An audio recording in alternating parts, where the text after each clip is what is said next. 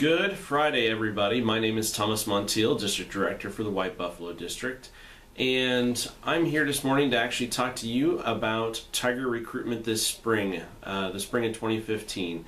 We had a lot of questions and a lot of inquiries about the guide and the material in it, and so I want to take a moment just to go over a few things with you to make sure that you and your pack are successful this spring.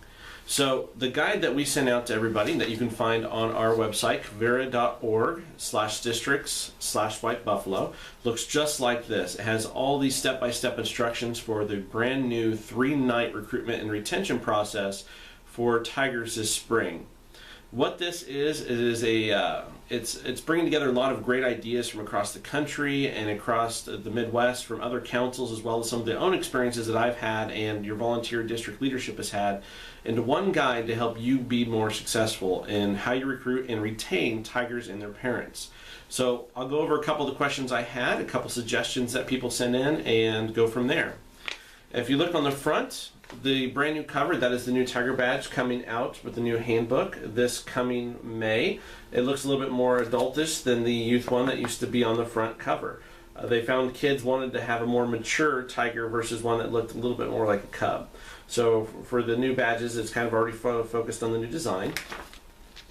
If you open it up, it talks about why we're going to do this. Now I'm going to highlight one point and emphasize one thing. I'm not going to read this to you, but my intention is to go over the main highlights, and so you understand the flow and why things are working this way. The first thing is why Tiger Recruitment is so important. Tiger Cubs are the lifeline of our program. They are the reason that we know that packs are going to keep going and survive, and when we don't have a good den of Tigers each year, we know that pack is going to continue to struggle moving forward.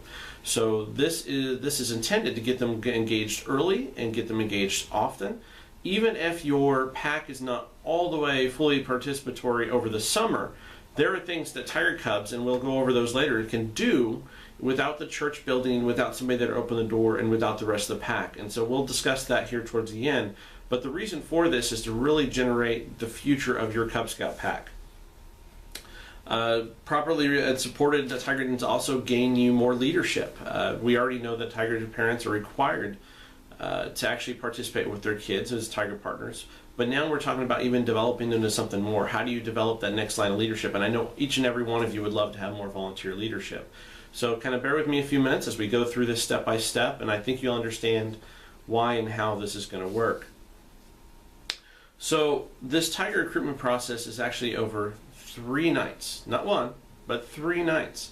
The first night is a traditional sign-up, similar to what you guys have done before, but the idea behind it is a true focus on signing up. If a parent takes a kid to go sign up for soccer or sign up for football, typically they don't get overwhelmed with a lot of information. They go there, they sign up, and they're done. It's a very short night, but they get the information for future practices where they'll find out more information. We kind of need to go to that type of same mentality on the first night, not overwhelm new parents with a lot of information right up front. So the best thing that we can do is set it up to where the parents get to come in, they get to sign up their kids, and the kids get to start having fun. So if you look at that one, night 1, it looks like a page like this, and I highlighted a few things I'm going to cover. It is a sign-up night event. It should be 30-45 minutes from the programming piece of it. You should have a check-in table where you get a roster, which would look like this. It's an attendance roster we've had for a while. This also allows you, once you collect applications, to ensure that you have them all and you have all their contact information. So it also gives you 2 chances to make sure you can easily read somebody's handwriting, which we all know is not always the easiest. You should actually have an introduction welcome. That should only be a couple minutes, enough of who's running the meeting and introduce themselves, of who they are and their position within the pack, and a brief overview of what's going to happen that night as far as the sign-up process. So you can introduce it as the parents are going to stay here with me and we're going to take care of some sign-up pieces, while the kids are going to go with Mr. John, and Mr. John's going to go have some games for them, or they're going to go with the Boy Scout troops and the older boys are going to teach them a new song or a new skit, and they'll come back and share with that later on. Or one tip, which I think is fantastic, I got recently from our new district chair, was why not have an activity that is kind of, you have to start on that first night, but you have to come back to actually do again. So maybe they build water bottle rockets, or maybe they start working on a space derby craft, or they do something that where they finish, even though they start that first night, they need to come back to that second night at the church and truly finish what they started and to participate in that activity. I think that was a fantastic idea. Kids then, if they did learn a song or skit, can rejoin them back towards the end of the night and show off their song and skit, so parents can automatically start seeing the benefits that you've started providing to their child, that they already are having fun, which is what what their initial wants are. By the end of the night, you should have them invited to the second night, which will take place at your church or your meeting place. This first night really should take place at their school. And what you should leave with is, at least ideally, what you should leave with is your den full of youth applications, an adult application for every single one of their parents that are 10. So you should have just as many youth as you do adults. You should leave with their rosters, so that way you can double check everything. And one last thing that we added just for this Tiger recruitment and being special, and it is a little bit different, is the Tiger Scout special currently that we're working with our Scout Shop on to help them get a very reasonable price on their new book, and getting started on uniforming and getting started on registration.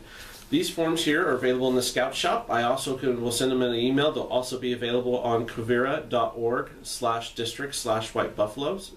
But what this is it's an order form for them for the registration. So you'll bring in their application, but you also bring in one of these forms. This form allows us to kind of keep track of orders for t-shirts and books.